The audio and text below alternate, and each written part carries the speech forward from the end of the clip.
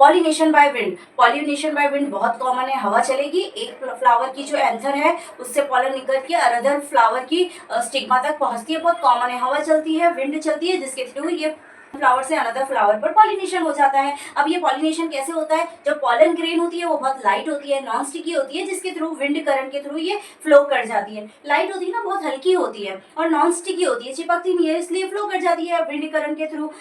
Next इसमें जो stigma है वो फीदरी होता है, अभी हम जानेंगे। फॉर एग्जाम्पल देखो, ये हमारा एंथर है, ये हो गया एंथर, ठीक है, और ये हो गया स्टिग्मा। अब हो गया एंथर, और एंथर के ऊपर पॉलन है और ये है स्टिग्मा, ठीक है। अब देखिए क्या होगा बेटा, इसकी जो पॉलन है ना वो बहुत लाइट होती है और नॉन स्टिकी होती है, जैसे ही हवा चलती है ऐसे विंड करंट फॉर्म होता है ना, हवा चलेगी, हवा के झोंके के थ्रू ये सारे के सारे जो पॉलन है स्टिग्मा पे जाएंगे, और इसका जो स्टिग्मा है ना बेटा वो फीदरी होता है, हेयर होते हैं, देख रहे हैं आप कितने सारे फिगर है, कितने सारे हेयर्स है, जो ये जो एंथर के थ्रू पॉलन आ रही है ना,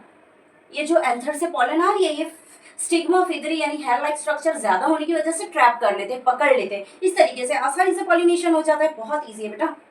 विंड पॉलिनेशन में फ्लावर के अंदर सिर्फ वन ओव्यूल होता है, ठीक है, ये याद रखने जैसी चीज है। कई फ्लावर ऐसे हैं जिनमें वन ओव्यूल होता है और मल्टीपल फ्लावर ऐसे भी होते हैं जिनमें मैनी ओव्यूल्स होते हैं, लेकिन जो भी पॉलिनेशन विंड के थ्रू होगी उसमें सिर्फ वन ओव्यूल होगा। अब ये बेटा विंड पॉलिनेशन आपको पता होना चाहिए, ग्रास और कॉर्न कॉब, ये 2 एग्जाम्पल है, इसमें कॉमन होता है, ठीक है, ग्रास में तो मोस्ट ऑफली कॉमन ही होता है, विंड पॉलिनेशन ग्रास में तो कॉमन है, और अनदर एग्जाम्पल आपको कॉर्न कॉब याद रखनी है। अभी मैंने आपको बताया है, ये हो गया है पॉलन और ये हो गया स्टिग्मा। जिन भी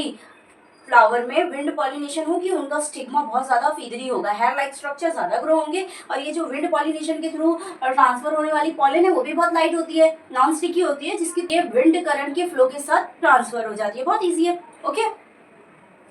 आपको है ना बेटा एनसीईआरटी की लाइन टू लाइन रीड कर जानी है। मैंने आपने प्रीवियस वीडियो में भी बेटा यही बोला था कि आपको एनसीईआरटी की लाइन टू लाइन पे फोकस ज्यादा देना है, बिकॉज जो आपका कॉम्पिटेटिव एग्जाम है, बोर्ड एग्जाम है, बोर्ड एग्जाम तो आप इजीली क्लियर कर ही लोगे, लेकिन आपकी जो एमसीक्यूज फॉर्म होते हैं ना वो लाइन टू लाइन फॉर्म होते हैं, ठीक है, तो आपको लाइन टू लाइन क्लियर कर जाना है।